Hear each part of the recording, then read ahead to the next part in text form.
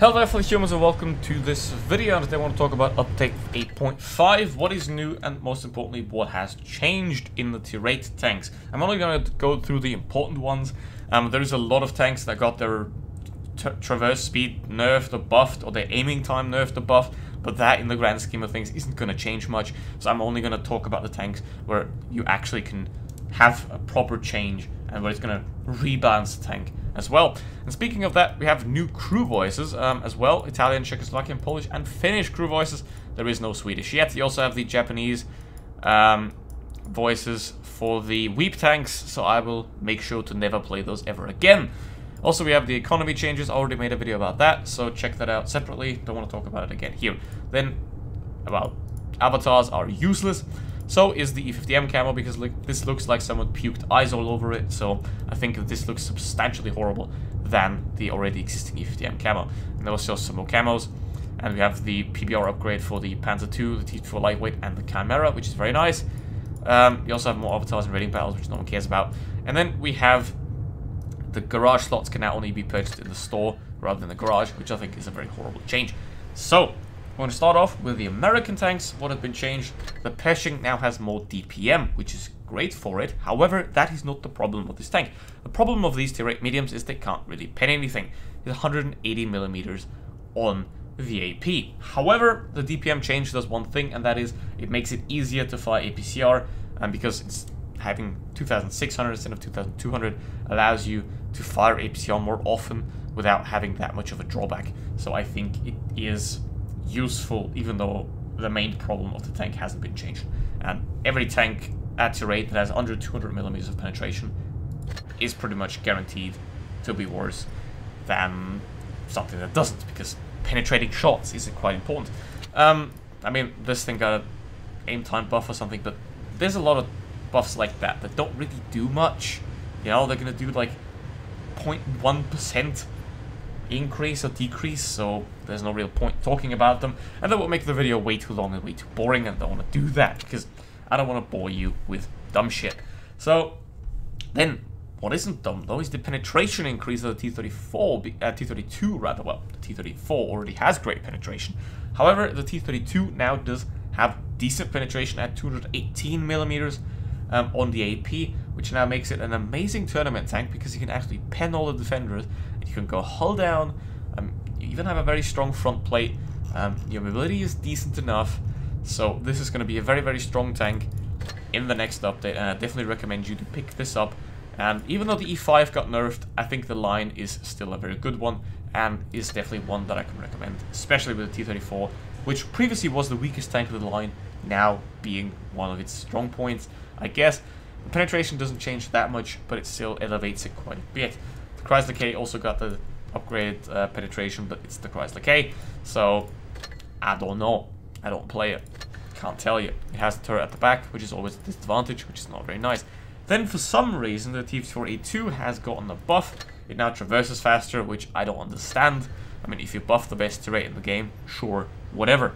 We have a lot of changes to a lot of the tank destroyers. You know, we have better traverse speed, which I don't understand, because you don't want to have tank destroyers be able to fight medium tanks better. You want to have the tank destroyers weaker than heavies and mediums, because obviously in a direct fight, the medium and the heavy has to win, because the tank destroyer has the advantage of being able to sit at the back and win an indirect fight. So you want to have the tank destroyers weaker. So there is that, because obviously they have better guns, so you want them to have worse features otherwise. Basically. Then, speaking of worse, it was the VK45. It now got buffed. It has more armor all around, which is very nice, which isn't going to make it as good as the Tiger II, but it is still going to make it a lot more competitive. You can look up the exact values on the webpage, because, you know, they don't really matter too much at the moment. Where you can see here, 250mm on the turret, 160 on the front, which makes it a lot harder to pen. Obviously, 160mm at this slope is still going to make it quite easy to pen for premium rounds, but it is going to be able to bounce all the standard rounds, which is quite helpful, and it is going to make it at least a decent tank. Nowhere near good though. Then we have the Tiger II, which is somehow gotten through a kind of a reshift. It got a better gun, but worse mobility and more hit points, which I don't really understand. It was a great tank before, it still is. I would have liked to see a nerf of the armor on the lower plate because it's frontally almost impenetrable, especially for the tanks with weaker penetration. So I would have liked to see some decrease in the lower plate, so to make it at least somewhere around 240 effective. But that didn't happen, so there is that. Then, again, more changes to the Act Panther. It's now slower. We have the couple of changes to T4 lightweight, now traverses faster. This G, it got a dispersion decrease, I think, but it's still useless, obviously, because it's the SDG. You know, if you have no DPM and no penetration, that doesn't work. If you have one or the other, you can somehow make it up. Because it doesn't even have good premium penetration, so this thing is all around useless, basically. It is one of, if not the worst tier rate in the game, and it shares that with now the Su130, the Su101 rather, because this thing somehow got nerfed. It is now slower, which I don't understand, because like it plus 4 degrees of gun depression, it doesn't have any armor. The fuck? Well, I mean, it's an all-around useless tank now. I wouldn't recommend the 263 line to anyone anyway, because the line's just weird and dumb.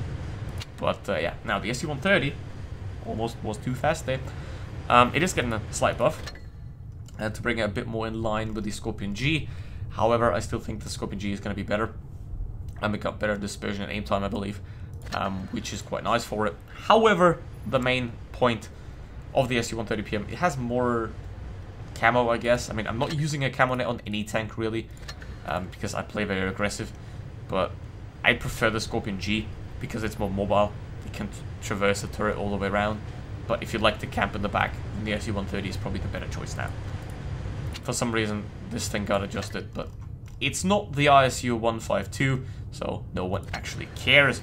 And this thing also got a traverse speed nerf, I believe, but it has 3,200 DPM and 286mm penetration with 640 alpha damage at tier 8. So, you know, the gun is what this thing is all about, and that is the only thing that matters for this tank. The armor and the speed is useless anyway. Then, coming back from being useless is the Centurion 1, because it got an increase in DPM and also in speed, which is very nice. It has the penetration, it has 190 alpha damage, so this now is going to be quite a decent tier 8 medium tank, which is very nice to see. Obviously, probably going to be a bit better than the Pershing because of having 45mm of penetration more, so that is very nice for it. Then the Canavan got buffed as well, and which is very nice to see, because it now has 225 average damage, which is for a heavy tank very important, because a heavy tank that has low alpha damage is not very competitive, because you get out-traded most of the time by an IS-3, by all those other tanks as well, and to make use of that higher DPM but lower alpha damage, you need to be a very good player. So now the Action X is quite in a bit of a bad spot, because now the Canavan has better alpha damage, has better DPM, and in terms of the armor, it doesn't have a cupola on top of the tank as well, which the Action X has, so we might even be able to assume that the Canavan is now a better tank than the Action X, which is very sad for the Action X, because you have 190 alpha damage, which just doesn't cut it for a tier 8 heavy tank.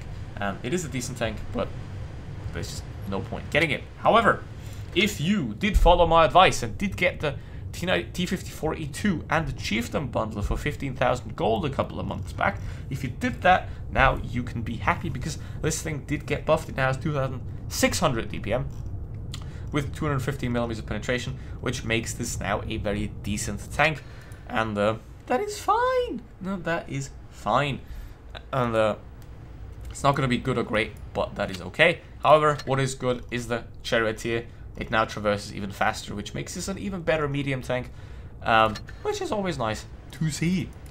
Then we move on. There's obviously a couple of dispersion changes to something like a T43, but to be honest, the T43 is useless. It has 175mm of AP pen and 1,800 DPM. You have very good heat, but you're gonna end up with like 1,600 DPM or something like that, which is like, the fuck. So this tank either needs an increase in DPM or penetration to make it viable in any way. Sure, it has the alpha damage, but alpha damage doesn't matter if you can't hit anything. Then this thing also got a armor buff, which is quite decent, so we're gonna give it to it. I've never played it, as you can see. I have 50% crew on it. I have no idea about this tank, how it plays, so I can't tell you about it. and I would be lying to you if I would. Then the FCM 50T got better armor, which is very nice. Still not going to make it any good. Only 2,200 DPM.